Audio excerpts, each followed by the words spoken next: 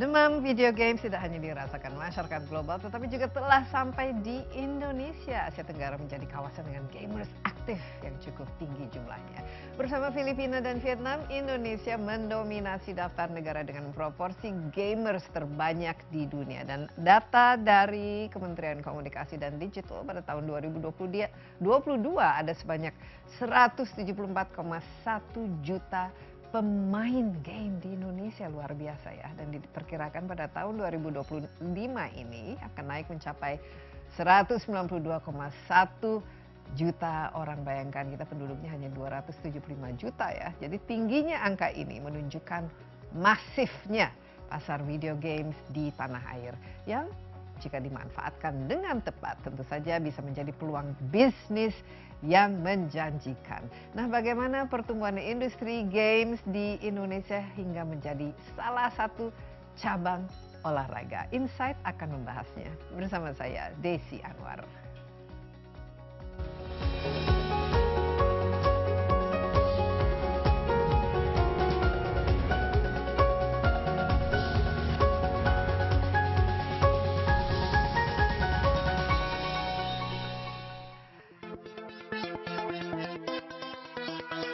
Popularitas bermain game meningkat pesat dalam beberapa tahun terakhir.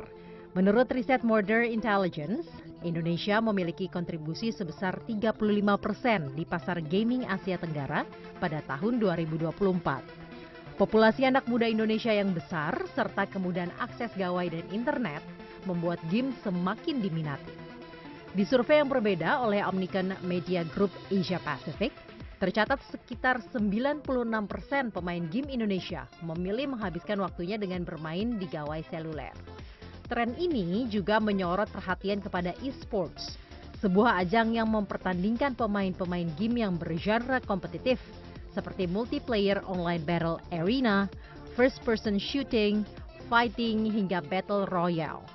Walaupun turnamen game bukanlah konsep yang baru, peningkatan minat mendorong penyelenggaraan liga e-sports dengan skala yang semakin besar dan prestisius.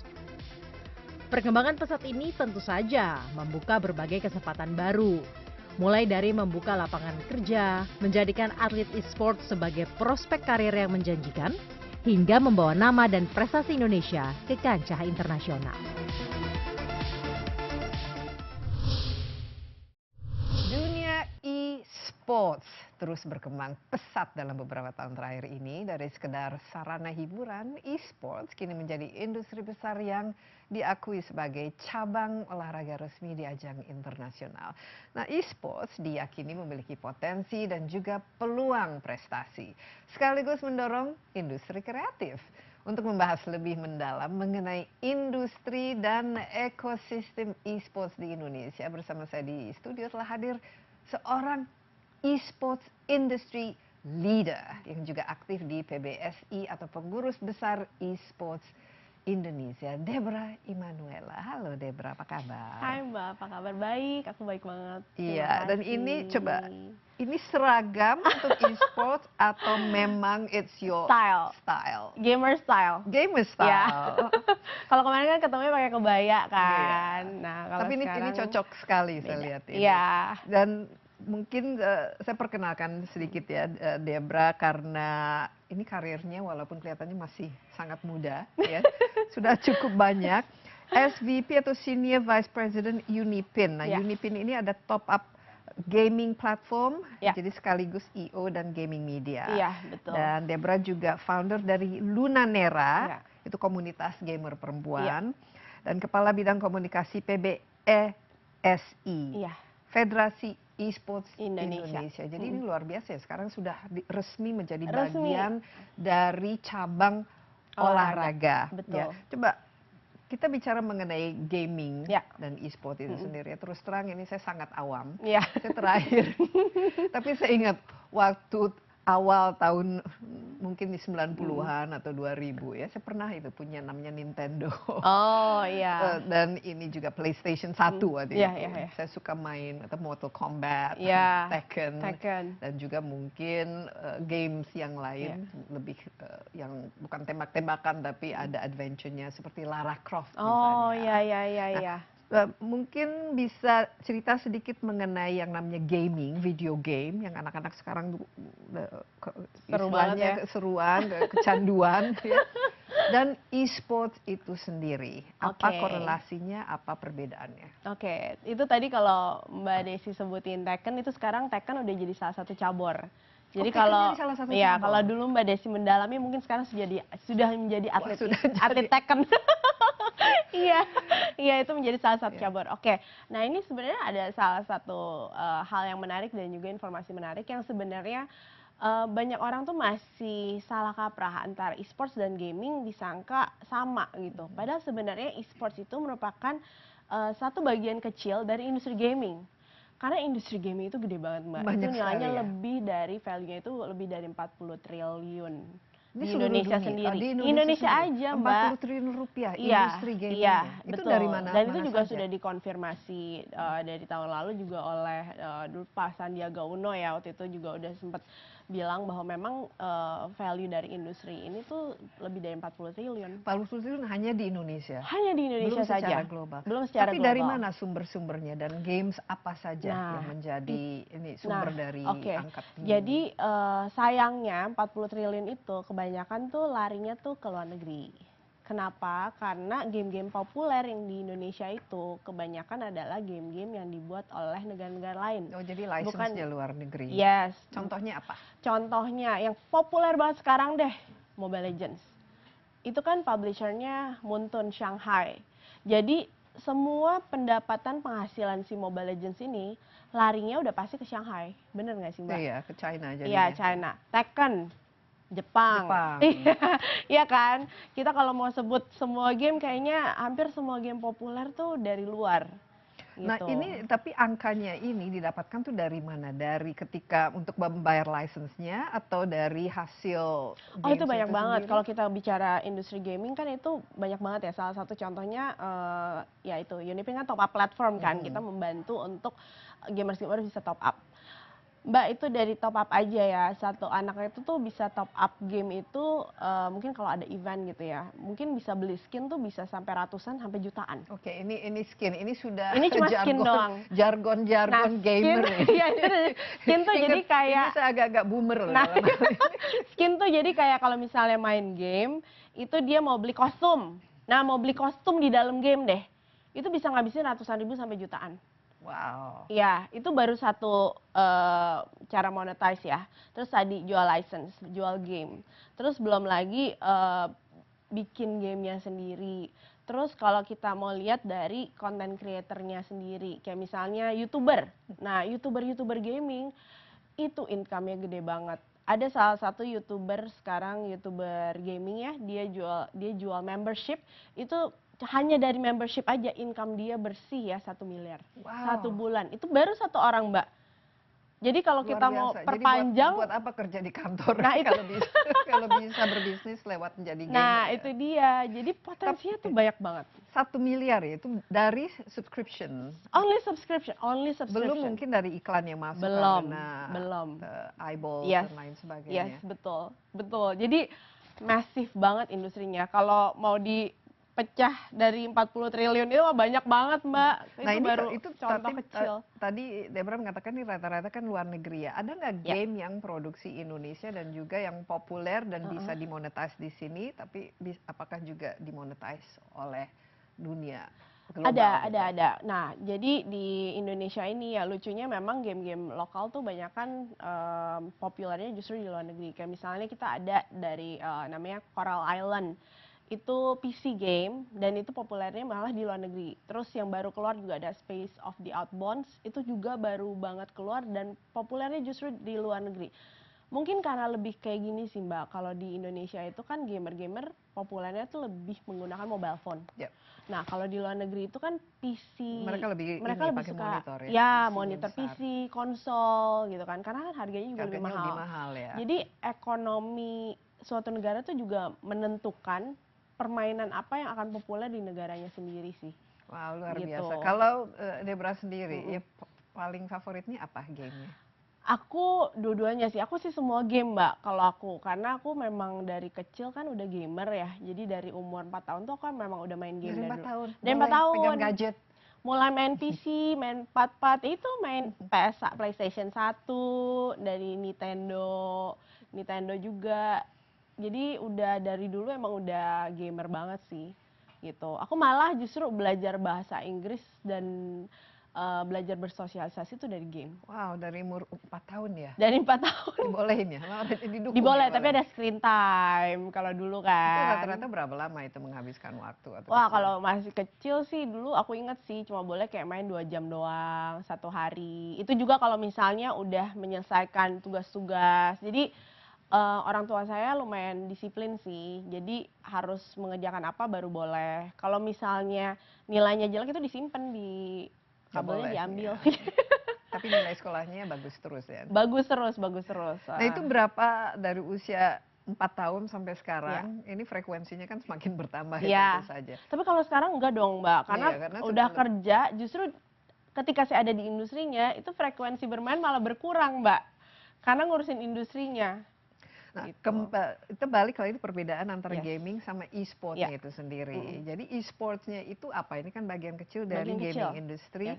tapi seperti apa dikelolanya dan kapan ini menjadi istilahnya itu cabang olahraga? Iya. Karena di Indonesia kan sudah 1 tahun Iya, ya betul. sekarang, tapi di dunia kan sebenarnya e-sport sudah lumayan ya, cukup lama menjadi. Udah lama ya sih. Awalnya tuh dulu dari Amerika juga dulu di kampus di universitas zaman dulu. Jadi kalau di Indonesia sendiri itu e-sports itu kan olahraga prestasi kan. Jadi game-game yang dinamakan game e-sports tuh apa sih sebenarnya? Ya kan karena kan Ya. kalau kita ngomongin game itu banyak Banyak banget sekali, kan. ya. Nah, jadi salah satu kategorinya itu harus seimbang. Jadi nggak boleh tuh misalnya maksudnya karakternya ya. Aku lagi mau mengeluarkan bahasa-bahasa game nanti nggak ngerti. Coba mungkin kalau Tekken atau Mortal Kombat bagian nggak tuh dari Nah, e-sports kalau itu? bagian. Oke, Nah, jadi kalau Tekken, contohnya kita. oke, misalnya Tekken. Tekken kan itu kan karakternya kan seimbang, bener nggak sih? Ya. Misalnya si A versus si B gitu. Iya, Itu kan jadi ada seimbang combatnya kan. gitu. Nah, nggak bisa beli cheat, nggak bisa pakai cheat, ya kan? Nggak bisa ditambah buff. Buff tuh kayak, aduh, ini kayak istilahnya buff tuh kayak ekstra tenaga gitu. Iya. Ya kan, jadi seimbang. Nah itu makanya bisa jadi game e-sports yang dipertandingkan. Oke. Terus kayak misalnya kita ngomongin Mobile Legends, itu seimbang 5 lawan 5. Terus udah gitu karakternya juga seimbang, bisa dipertandingkan gitu. Pokoknya ada unsur kompetisi yang adil. Ya, bisa Nah, one on one tapi bisa bisa one juga on one, per bisa group. Nah, ini Sama seperti olahraga. dimainkan seperti apa? Ada platformnya kan kalau e-sport? Ada platformnya ada. Nah itu kalau platformnya itu ya sama kayak game aja. Ada yang di mobile, ada yang di PC, ada yang di konsol. Jadi tergantung dari si gamenya itu sendiri. Yang paling populer sekarang apa? Mobile Legends sudah Mobile pasti. Legends itu Udah pasti. platformnya apa? Tapi di Indonesia ya Iya. populernya ya. Ya di Indonesia khususnya. Mobile. Mobile. Yes. Ya itu bisa berapa orang ikut berpartisipasi? 5. Mm. Dan untuk menjadi bagian dari atletnya ini kan Ya. disebut atlet kan Atlet e-sportnya. e-sports, yes benar. Itu pasti Atau ada. pro player bahasa Iya, kerennya. tapi kan ada istilahnya rankingnya yang atau track recordnya kan yang Ada. harus dimenangi. Biasanya tuh jadi setiap game ini kan dia punya turnamen-turnamen besar atau liga-liga besarnya masing-masing. Nah, jadi liga besar itu tuh dari publishernya. Nah, berarti nanti di situ dilihat kayak misalnya tim siapa yang juara, terus ada KDA-nya. Ya. KDA itu kill, death, assist. Jadi dia bunuh berapa, mati berapa, terus udah gitu nanti assist-nya berapa. Oke. Nah, itu ada scoringnya. Iya, dan gitu. ini saya tertarik ini sebenarnya kalau Debra sendiri kan katanya punya IESF Esports Hall of Fame untuk kategori community championship ya, Iya, award itu. Iya, itu aku dapat award. Coba balik dari karirnya yang Oke. sering main game Ya, sering main berjam-jam game, terus berjam-jam. akhirnya beralih masuk menjadi atlet e-sport itu kapan, bagaimana dan apa-apa saja yang harus dilewati. Sebenarnya aku kalau kompetisi sih waktu zaman-zaman di warnet sih. Jadi aku sempat jadi anak warnet juga. Cuman pas industrinya udah berkembang kayak sekarang, itu I think I'm too old sih Mbak untuk jadi atlet e-sports. Jadi makanya aku You're masuk too ke old. industrinya. Oke. Iya. Oh, jadi ada batas usianya juga. Enggak, bukan, maksudnya kayak aku merasa kayak aduh aku mendingan ngurusin industrinya Oke, gitu. jadi pengayomnya ya. Jadi Iya. jadi kalau ini sudah ininya lah, sudah jadi bosnya e-sport. Aku yang nemenin anak-anak atlet itu. Iya, tapi ini menarik ya bagaimana perjalanan karir Iya. dari seorang atlet e-sport itu dan masih banyak yang kita harus pelajari lah Iya, mengenai betul. gaming industri ini. Yes. Tetaplah bersama Insight with Desi Anwar, kami akan segera kembali.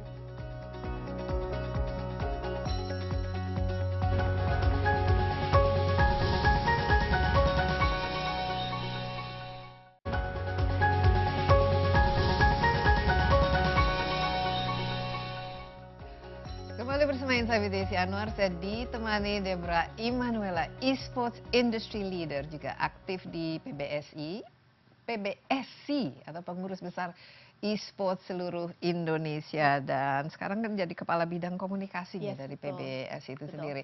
Dan sering katanya waktu zaman warnet. Iya, zaman warnet aduh lama banget. Iya, dulu memang main warnet, tapi sekarang kan bisa dikatakan rata-rata orang memainkannya di gadget sendiri ya, Benar, tidak. benar. Coba mungkin ini evolusinya ya, Yes. karena kan Debra memainkannya sejak umur 4 sampai sekarang akhirnya menjadi industry leader khusus untuk mengayomi Ya, mengayomi. industri e-sports ini, ekosistem. ekosistemnya. Nah, di Indonesia sendiri bagaimana perkembangannya dan mungkin apa kira-kira ekosistem yang sekarang sedang dibentuk, apalagi e-sport ini sudah menjadi bagian dari cabang olahraga yang di KONI juga ya. Jadi di PON juga nanti ada Ada. cabang olahraga yang namanya e-sports. Iya, SEA Games bahkan kan udah juga. Sudah ya? Iya, dan kita selalu jadi juara umum loh 2 tahun berturut-turut. Iya bener. Wow, Iya. luar biasa. Kita jadi juara umum. Kemarin yang di Kamboja, terus tahun ini kita mau di Thailand nih. Amin jadi juara umum lagi. Ya, jadi perkembangannya sih luar biasa sih ya. Dari warnet doang, game yang dipandang sebelah mata. Orang pikir kayak, oh e-sports itu apaan sih? E-sports paling main game gitu. Ternyata main game, habis-habisin waktu, habis-habisin iya, duit. iya, nggak ada karirnya, nggak ada masa depannya gitu. Tapi ternyata memang perkembangan teknologi digital ini benar-benar membantu e-sports untuk menjadi satu bintang sih, Mbak Desi. Jadi kalau zaman dulu kan mungkin teknologinya masih kurang bagus ya. Wifi-nya masih lemot. Iya, betul. Nah, grafiknya juga masih Yes. nggak jelas. sekarang semua orang pasti punya handphone dong, Mbak. Kayaknya nggak ada ya kita lihat ya yang nggak punya Bahkan handphone 2 gitu ya. atau 3 ya. Iya, sekarang. betul. Nah, jadi semua orang yang punya handphone itu udah pasti bisa berpartisipasi untuk bermain game e-sports gitu. Jadi mereka tuh suka kompetisi. Jadi e-sports ini nih sekarang ya berkembangnya tuh mulai dari grassroots, akar rumput, di mana mereka cuman bikin turnamen di warkop sampai sekarang udah ada namanya e-sports World Cup. Udah E-sports ada World Cup. Cup-nya, yes. Dengan hadiah yang juga Hadiahnya menarik ya. luar biasa besarnya. E-sports World Cup itu di Riyadh, yang sponsorin Arab Saudi. Kita sudah tahu lah ya sebesar apa. Bahkan mereka punya satu kota dibikin e-sport city di situ. Kalau di Indonesia sendiri kan kemarin katanya pernah menang Ya. ya di Kamboja. Jadi Ya. kontingennya itu seperti apa? Siapa-siapa saja yang ikut, Oke. ya profilnya dan persiapan kan biasanya kan ada persiapan Benar, itu ada yang seleknas. harus dilalui ya, dan Oke. seleksinya juga seperti apa. Oke. Jadi seleksi yang dilakukan itu, jadi kan biasa kalau misalnya ikut SEA Games itu kita tuh punya waktu yang sangat pendek, Mbak, untuk memilih atlet. Karena kan kita sudah harus submit buru-buru gitu kan ke KONI. Nah, jadi kita tuh sudah memantau sebelumnya dari turnamen-turnamen yang si atlet-atlet ini pernah ikut sertakan. Baru dari situ kita pilih, oh kira-kira yang potensial tim ini, baru kita adakan di situ seleknas. Nah, contohnya yang menang Gitu. itu seperti apa mereka bentuk timnya itu? Siapa-siapa saja Yang menang itu ada untuk yang di Kamboja itu MLB Mobile Legends Women. Nah, Women? Yes, jadi timnya semua perempuan. Nah, dia itu di turnamen internasional dan nasional untuk game tersebut, dia menang 23 kali ya, lebih dari 20 kali. Secara berurut. Jadi udah no debate. Mereka yang wakili Indonesia itu udah no debate gitu. Makanya kenapa mereka akhirnya mau dipilih gitu. Nah, terus udah gitu selain itu kita juga juara di nomor Valorant. Valorant tuh tembak-tembakan. Tembak-tembakan. Ya. Kalau jumlahnya berapa ya kontingen Indonesia totalnya yang untuk yang terakhir di Kamboja? Yang terakhir itu di Kamboja kita ada jadi ada PUBG M, itu PUBG M itu kita kirim satu grup, satu lagi solo. Terus udah gitu kita ada Mobile Legends ada 2 ya tim, jadi ada laki-laki dan perempuan. Cuman sayangnya laki-laki nggak dapet, yang perempuan yang dapat emas. Wah, memang jago mungkin ini. Iya, terus udah gitu kita ada Valorant, terus kita ada Crossfire. Jadi ada 6 kontingen yang kita kirim. Ya, gitu. dan ini dari segi jenis-jenisnya, ini memang sudah ditentukan secara kalau SEA Games secara ini ya, secara internasionalnya lah istilahnya. Jadi yang menentukan itu kan biasa tuan rumah. Jadi kayak game-game apa aja yang mereka mau pertandingkan gitu kan. Karena kan mereka tentunya akan memilih game yang paling banyak dimainkan dan paling unggul gitu. Nah, dari PB sendiri kita lihat potensi dari atlet-atlet kita. Kalau misalnya dari atlet kita nggak ada yang main atau tidak populer, kurang populer, ya kita nggak bisa kirim juga. Karena kan pasti kan potensi emas itu yang diharapkan ya Mbak Desi. Ini di Kamboja dapat berapa emas? Kita dapat 3 emas. Wah, ini 3 emas. Wah, luar biasa. Ini melebihi mungkin dari target ya? Iya, dan kita jadi juara umum di situ. Dan karena e-sports itu Indonesia juga menjadi juara umum SEA Games. Jadi ini betul-betul bisa menjadi ajang prestasi ya bagi olahraga kita. Ada berapa daftar e-sports yang dilombakan? Di seluruh dunia atau? Iya, yang kemarin yang di Kamboja. Oh, yang di Kamboja itu sebenarnya dia ada 6 nomor ya. 6 nomor ya. 6 nomor. Dan kita kirim ke semuanya? Iya, kita kirim semuanya. Kalau yang di Thailand? Kalau yang di Thailand itu nanti ini THB-nya aku belum lihat secara detail sih. Cuman kalau kita bakal kirimnya sekitar 6 nomor sih. Gitu. Nah, kalau di Indonesia itu sendiri ini kan it's a big ya komunitas. Tadi saya waktu di awal saya katakan ada hampir 200 juta. Hampir 200 juta. Benar. Wah, gamer tapi Mbak. Gamer, iya. Itu kan mungkin hampir setiap orang yang pegang HP mereka mainnya itu. Siapa rata-rata tapi yang bisa masuk menjadi atlet? Profilnya itu seperti apa? Usianya itu seperti apa? Dan apakah mereka itu udah seperti pasti anak-anak muda yang main berjam-jam? Udah pasti itu Mbak. Udah pasti kalau e-sports itu memang komunitasnya itu didominasi dengan anak-anak muda. Jadi memang kalau anak muda kita bicara karena sekarang kan makin muda SMP. Jadi belasan tahun taruhlah. Belasan tahun, yes. Jadi atlet-atlet itu memang boleh masuk itu tuh usia kita pembibitan tuh udah dari SMP gitu. Jadi umur 12, 13 itu bisa masuk ya. Itu udah mulai ada extracurricular esports. Jadi di PBSI kita kan punya operator namanya Garudaku, dan di Garudaku itu kita buat namanya Garudaku Academy. Nah, di Garudaku Academy kita punya program namanya extracurricular esports. Jadi kita mempromosikan esports ke sekolah-sekolah dengan membuat ekstrakurikuler spesifik tentang esports gitu. Kalau mau ikut bertanding menjadi atlet ada usia minimal nggak? Karena biasanya kan ada, itu tergantung 18 ya. Ya, tergantung tiap event itu kan beda-beda kan. Ada yang 15, ada juga yang 16, ada yang 18 gitu. Jadi tergantung, kita ngikutin aja sih dari aturan yang ditentukan tiap eventnya. Iya, gitu. ada maksimum Nah, maksimalnya nggak ada. Nggak ada ya. Nggak ada. Jadi saya misalnya tiba-tiba ingin ikut itu boleh ya. Boleh. Malah kalau di Jepang itu ada tim yang isinya justru malah harus kakek-kakek sama nenek-nenek. Oh, oke. Iya, jadi mereka umur 60 sampai 70 tahun mereka main bertani e-sports. Gitu. Ya mungkin bagus buat ini juga. Betul. Buat kesehatan otak ya. Iya, benar. Jadi tidak ada, jadi usia minimum bisa 15 atau 16, iya. tapi itu biasanya kalau usia itu kan harus dapat izin dari orang tua dong. Ada penandatangan orang tua yang mengizinkan gitu. Jadi kita memang pasti melibatkan orang tua juga. Oke, kita istirahat sebentar lagi, tapi masih banyak sekali yang saya ingin tanyakan, khususnya mengenai bagaimana mengembangkan gaming industri, tapi juga ini bisa menjadi ajang prestasi juga bagi anak-anak muda di Indonesia di kancah internasional, karena e-sports ini merupakan sesuatu yang sudah go international ya. Ya. Jadi jangan kemana-mana dulu, Insight with Desi Anwar akan segera kembali.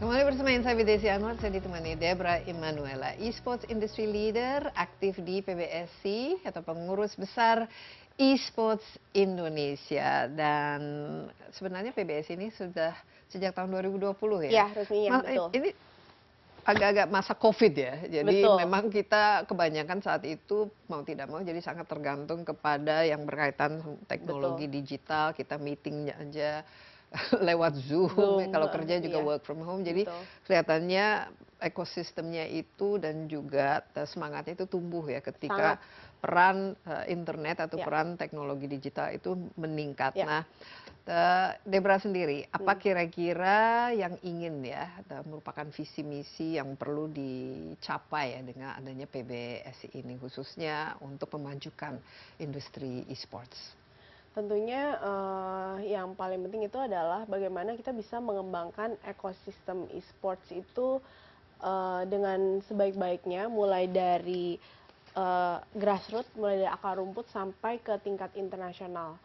Bagaimana kita bisa melakukan regenerasi untuk atlet-atlet di masa depan, dan bagaimana tentunya e-sports ini bisa menjadi satu wadah yang positif ya Mbak ya, jadi nggak buang-buang waktu gitu ya, dan nggak ada junjungannya gitu, menjadi wadah yang positif untuk anak-anak muda di Indonesia untuk dapat berkarir sih. Oke, sekarang berapa yang dinaungi gitu oleh PBSI dari segi jumlah anak-anak muda ataupun atlet yang sudah terdaftar atau tercatat? Yang tercatat itu, yang terdaftar atau yang tercatat itu sih mungkin kalau misalnya sekarang itu mungkin baru ratusan ya, masih ratusan. Belum jutaan. Belum, karena yang terdaftar itu yang memang benar-benar official, jadi yang dari grassroots-nya tuh belum. Ya, sudah punya prestasi. Sudah punya prestasi gitu. Itu yang terdaftar, yang memang sudah pernah mengikuti Seleknas, kemudian sudah pernah menjadi bagian dari timnas, seperti itu. Tapi biasanya mulainya itu kalau mau jadi karir ya, itu mulainya tadi kan disebut dari komunitas warung kopi misalnya, melakukan torman, itu biasanya jenjangnya sampai akhirnya mendapat perhatian dari PBSI-nya itu sendiri sudah berapa tahun berkecimpung dalam dunia gaming? Sebenarnya itu ada aku bisa bilang ada faktor luck juga sih Mbak. Jadi karena gini, kayak ada salah satu contoh ya, ada atlet e-sports yang sekarang itu terkenal banget. Itu ternyata dia itu ya dari warung kopi, dari kampung lah, dari mana gitu, bukan siapa-siapa. Terus tiba-tiba dia lagi main biasa, turnamen biasa, tapi bukan yang kayak main rank biasa gitu, bukan yang kayak dapat hadiah atau apa. Tiba-tiba dia satu tim sama pro player dari tim besar. Terus dilihat kayak, loh nih orang kok jago banget. Punya bakat alami. Iya, pas di situ kok menang terus kita gitu kan. Nah di situ dia, si pro player ini akhirnya mencoba merekrut si orang ini, kenalan, terus disuruh trial, masuk ke tim pro. Dari yang anak kampung dari mana, tiba-tiba dia langsung loncat gitu ke profesional karir yang memang menjanjikan gitu, yang gajinya tentunya di atas UMR. Dan gitu. Ini bisa menjadi profesi ya? Profesi. Nah, PBSI nanti akan membangun ekosistem ini sehingga mencari talenta-talenta ini di seluruh Indonesia. Bagaimana caranya? Nah, jadi kan PBSI ini kan kita punya SI daerah. Nah, udah ada.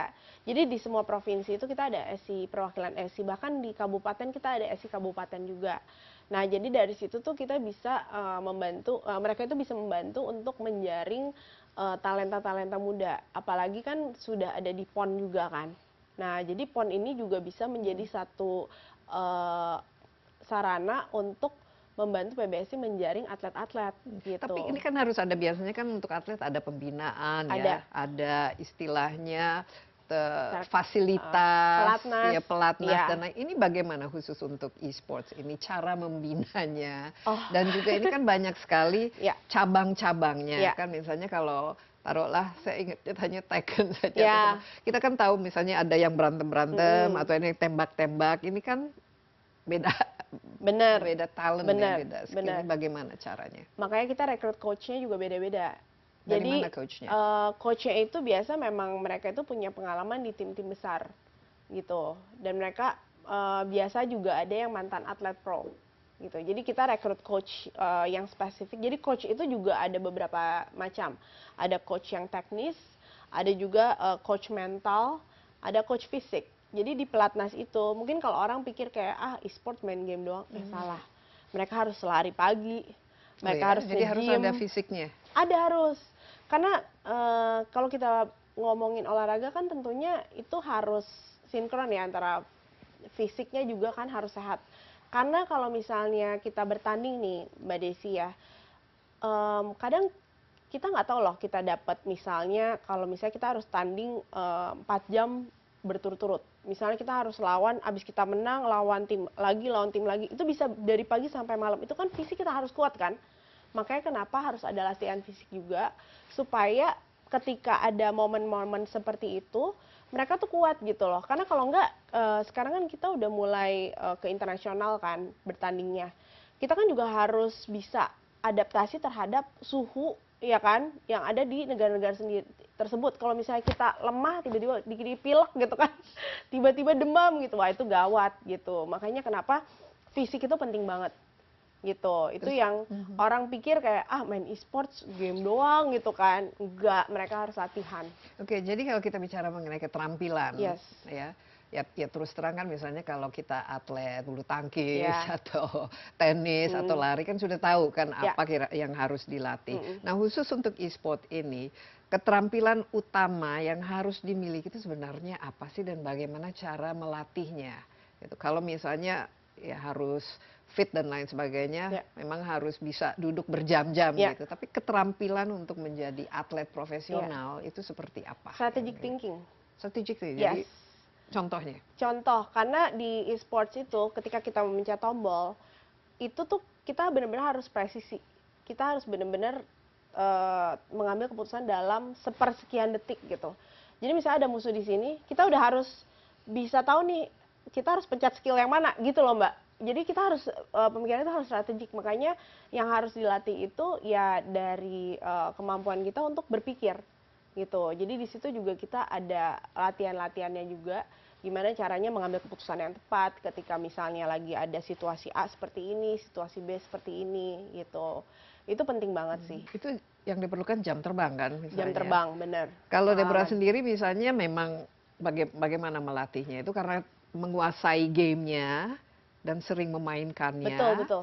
Betul. Atau sering berkompetisi atau. Dan yang paling penting itu ada yang namanya istilahnya itu scrim atau pertandingan persahabatan. Nah itu kan penting kan untuk mengukur kemampuan lawan juga. Nah jadi data-data itu tuh dikumpulin sama coach. Nah untuk nanti diolah lagi untuk gimana caranya mengukur strategi yang tepat supaya kita bisa menang. Cara mengajarkan strategi itu seperti apa sebenarnya? Wah, kalau ini tiap game beda soalnya Mbak Desi. Jadi kalau misalnya main game dengan genre MOBA, itu pasti strateginya yang paling penting adalah dia harus penguasaan map. Nah, MOBA ini bareng-bareng ya? Misalnya grup 5-5 ya? 5-5 ya. Terus penguasaan map, penguasaan hero. Jadi disebutnya hero itu karakter kan. Jadi dia tuh harus tahu power dari karakternya dia. Jadi kadang tuh dia harus bisa menghitung damage. Jadi misalnya dia mencet skill A, B, C gitu, dia udah harus tahu, oh kalau gue pencet skill A, damage-nya 100, kalau pencet B, damage-nya segini, kalau critical segini, kayak gitu Mbak. Jadi sebenarnya kompleks. Cukup kompleks. Kompleks. Tapi kalau yang tembak-tembakan gitu kan lebih kecepatan kan ya? Atau dan taktikal juga kan? Taktikal, iya. Ini biasanya minimal kalau misalnya ada pepatah yang mengatakan untuk menjadi terampil dalam mengerjakan sesuatu tuh diperlukan tuh minimal 10.000 jam. Itu baru sudah melakukannya, nggak harus mikir lagi, jadi otomatis. E-sport seperti itu ya? Iya, mirip kayak gitu, tapi memang beberapa orang itu memang diberkati dengan kemampuan kognitif yang baik ya, dan Oh, atau jadi ada talenta ada alami talenta, yang iya, iya. Jadi ada nih satu ya di satu genre game MOBA itu dia nama gamenya League of Legends. Itu di Indonesia sih nggak begitu populer, tapi kalau di dunia sangat populer. Namanya Faker. Itu bener-bener jadi kayak disebut legenda. Jadi legenda kayak nggak ada siapapun yang bisa ngalahin, Mbak. wow. Dia jadi juara berturut-turut sampai sekarang belum ada yang bisa ngalahin. Itu kan Iya. Mungkin dia bener-bener mulai mainnya mungkin ya iya, itu dari pas dari muda. pegang ini seperti dari Yes. baby pegang gadget sudah langsung. Tapi dia bisa konsisten sampai sekarang. Umurnya gitu berapa loh. sekarang?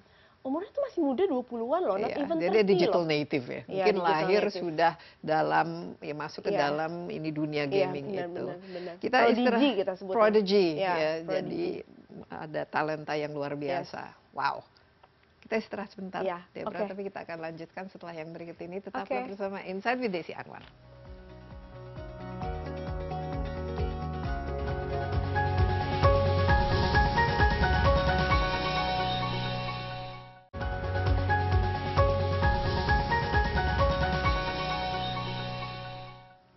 Kembali bersama Insight with Desi Anwar, saya ditemani Debra Immanuela, Esports Industry Leader dan Kepala Bidang Komunikasi PBSI.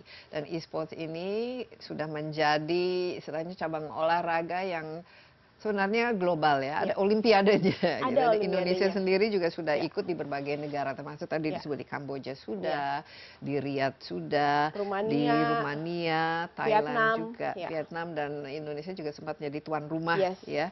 di Bali. Dan kita menoreh cukup banyak prestasi dalam e-sports ini. Tapi kalau kita lihat dari ini kan rankingnya ada Ya. kan ya, itu seperti apa? Dan pasti kan ada perbedaan tadi, ada yang tembak-tembak, Ya. ada yang combat-combat, ada yang grup dan Ya. lain. Itu bagaimana dan untuk mendapatkan juaranya itu seperti apa tahap-tahap yang Ini harus ranking dilalui? maksudnya di dunia atau di Indonesia? Ya bisa dari dunia kan nanti bisa Ya. dikirim ke Iya. luar gitu, Iya. misalnya ikut olimpiadenya Iya. lah istilahnya. Jadi kalau di Indonesia itu kan gamenya banyak. Dan yang populer misalnya contohnya ada Mobile Legends, ada PUBG, ada Free Fire. Itu kan yang 3 title yang paling populer di Indonesia. Nah biasanya tadi dari mereka dari dari level komunitas, kemudian dia naik ke join ke tim e-sports pro, kemudian baru dari situ mereka ikut liga-liga. Nah baru dari situ kita scouting, terus udah gitu baru kita bentuk pilih menjadi timnas. Nah dari timnas dia bisa ikut. Tapi ada cara yang kedua itu adalah dari tim e-sportsnya langsung mereka bisa untuk ikut kejuaraan dunia juga.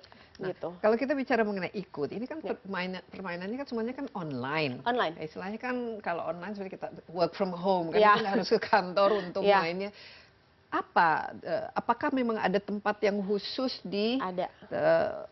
fokuskan lah untuk Ada. penyelenggaraan e-sports ini? Ada. Nanti kayaknya Mbak Desi harus aku ajak Harus itu. ke turnamen e-sports deh Mbak. Nanti aku ajak ya Mbak ya, biar Mbak ngelihat. Supaya bisa merasakan. Benar, ini biar suasana. bisa merasakan. Tapi di situ ada pemainnya, tapi ada spektatornya juga. Ada, jadi dia bahkan ada stage-nya. Di situ nanti 5 lawan 5, 1 lawan 1 gitu. Jadi benar-benar ada stage-nya. Itu terus kita penontonnya nonton dari bawah gitu. Rasanya saya udah pernah lihat, jadi seperti Iya. inilah Iya. ambiennya atau Iya. suasananya memang Iya. seperti olahraga ya. Benar. Kalau biasanya olahraga yang itu kan ada batas waktunya, Iya. ini bisa berjam-jam gitu ya.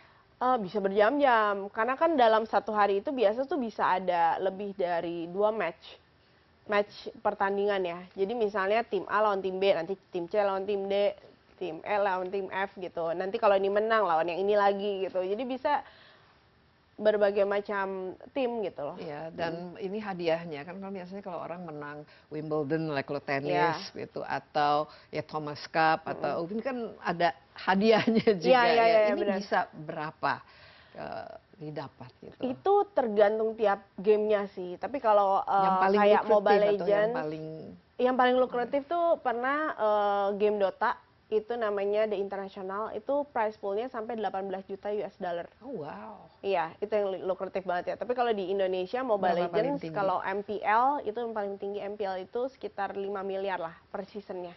Per season Iya, bisa per 5 seasonnya, miliar. iya. Jadi ini betul-betul bisa menjadi istilahnya revenue ya, sumber dari Bisa banget, bisa revenue. banget. Nah biasanya kalau atlet-atlet e-sport ini, mereka memang hidupnya sebagai profesional, atlet yang atau mereka punya ya seperti Debra punya kerja Oh, sampingan, nggak mungkin bisa pagi itu. ngantor, Nggak bisa, malam nggak main bisa, nggak game. bisa, nggak bisa. Karena mereka digaji untuk menjadi atlet.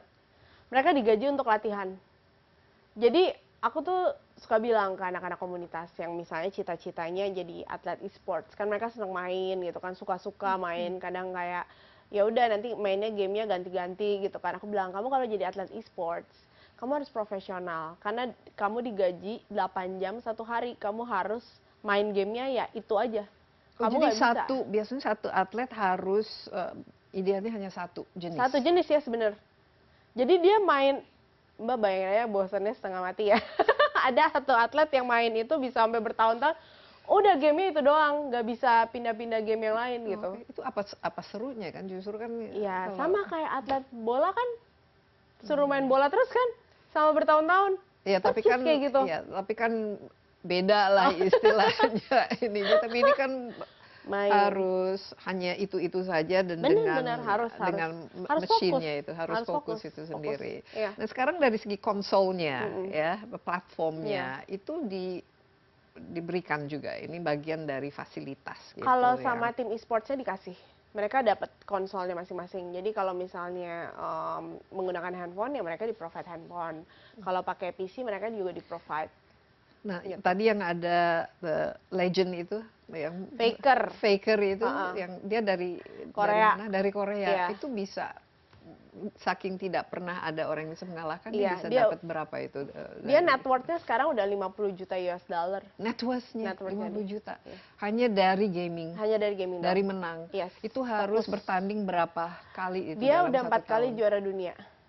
4 kali juara dunia. Tapi itu cuma dari bertanding loh. Karena kan kalau... Belum yang lain-lain. Ini kalau kita ngomongin e-sports atlet ya. Kalau kita lihat itu seperti di China. Kalau di Indonesia tuh belum sampai idolize-nya sampai kayak se-China-Chinanya. Kalau di China, atlet e-sports itu sudah di-treat seperti idol Korea. Oh wow. Yes. Jadi merchandise-nya mukanya dia, apa semuanya, itu semua dimonetize. Di China tuh udah sebesar itu. Dan kalau di China, 70% of the fans cewek. Oke. Yes. Jadi ini betul-betul sesuatu yang memang diminati ya. Bener. Kalau di Indonesia sendiri bagaimana Di anak-anak Indonesia mudanya? belum sampai kayak China, tapi anak-anak mudanya itu masih ekstrim banget sih. Maksudnya kayak suka dengan pro playernya, tapi masih kebanyakan dominasinya fansnya cowok. Oke. Ya, kalau di China udah dominasi cewek semua. Itu gamenya apa saja yang mereka mainkan kalau Itu di China gamenya banyak, ada Honor of King, itu kalau misalnya mereka main League of Legends juga semua game itu rata-rata dominasi fans-fansnya cewek.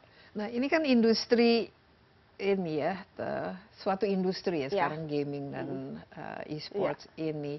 Itu sekarang saja sudah 40 triliun ya, tapi bagaimana gamingnya 40 triliun. tapi bagaimana supaya ini bisa menjadi ini kan sebagai Ya. bagian dari industri leader ini Ya. ya, Debra, supaya ini bisa menjadi salah satu sumber perputaran ekonomi lah, khususnya ekonomi kreatif di Indonesia. Ini yang aku lihat ya, industri ini kan termasuk muda, dan aku lihat tuh kebanyakan orang-orang yang sekarang ada di government itu nggak paham tentang industrinya. Jadi dari sisi potensinya juga itu menurut aku sih investasinya belum ada ke arah sana gitu. Kalau misalnya kita compare sama Jepang Vietnam, nggak usah Jepang deh, Vietnam deh. Vietnam aja tuh gamingnya tuh udah maju banget. Bahkan Vietnam itu punya satu publisher VNG yang udah going global. Kenapa? Apakah karena mereka lebih paham atau mereka siapa yang berinvestasi di situ? Government. Jadi mereka sudah paham ya. Paham. Jadi regulasinya government mendukung. ini, yes, government ini paham terhadap potensinya dan how to monetize, itu yang penting. How to monetize-nya itu harus paham juga gitu. Jadi jangan cuma bikin game tapi nggak tahu cara jualnya. Jangan cuma bikin game tapi bingung nih, aduh gimana aja yang bisa kita monetize gitu kan. Karena kalau kita lihat negara-negara lain itu mereka bisa bikin game dan bisa monetize abis-abisan. Iya, bisa bikin game, bisa monetize. Nah, Tapi itu kita dia. harus paham apa-apa saja Betul. elemen yang bisa dimonetize. Kita Betul. istirahat sebentar, masih ada satu Yes. segmen lagi. Oke. Tetaplah bersama Insight with Desi Anwar.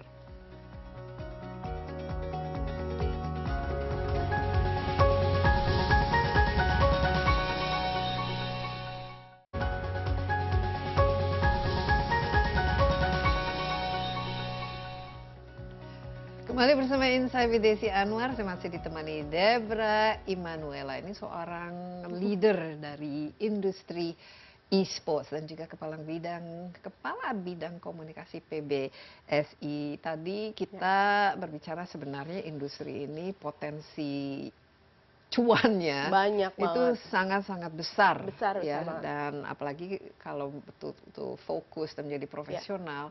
Itu bisa penghasilannya itu bisa luar biasa. Luar biasa. Yang jelas di atas UMR. Udah pasti.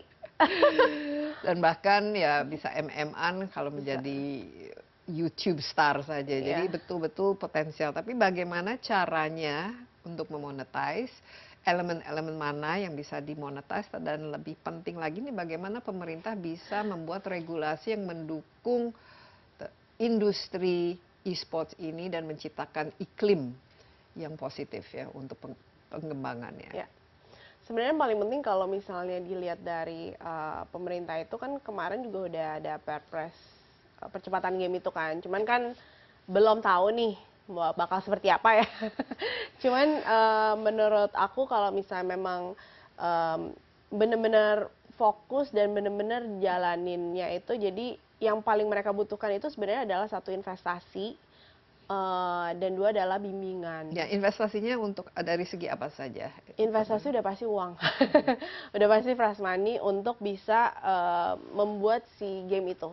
Karena membuat game yang bagus, kita sebutnya misalnya kalau mau bikin game triple A deh gitu, triple A game yang benar-benar bagus banget, kualitasnya bagus banget, itu investasinya nggak sedikit.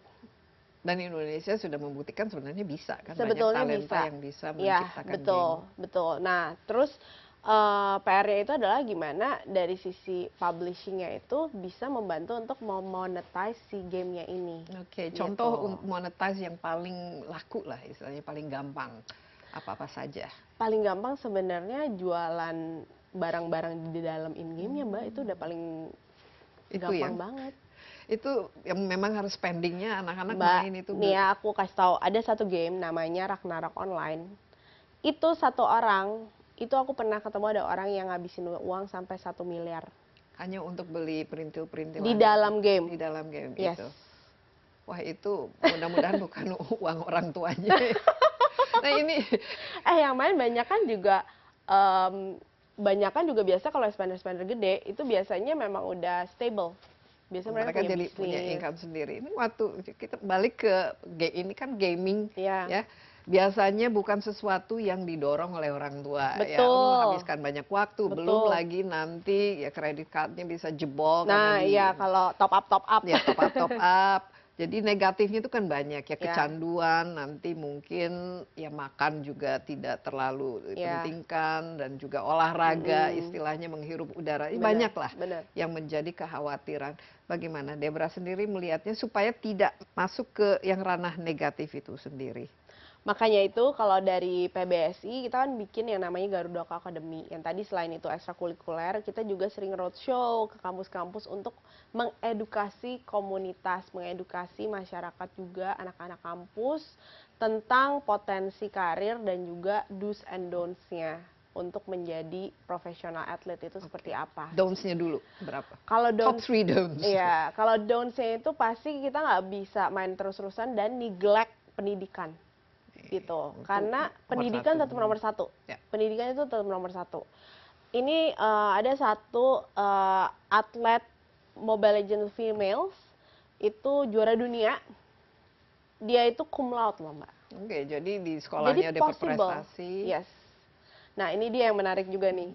Player perempuan sama player laki-laki. Player perempuan itu tuh lebih peduli pendidikan daripada player laki-laki. Nah, ini biasanya biasanya orang melihat wah kalau gaming video ini pasti anak laki lah. Nah, Tapi itu. ternyata kalau kita lihat dari champion ini banyak sekali Cewek, perempuannya, yes. cewek. Ya. Dan Debra sendiri punya yang namanya apa? Lunanera. Komunitas gamer perempuan. Yes. Ini sebenarnya e-sports ini tidak pandang bulu ya, laki perempuan bisa.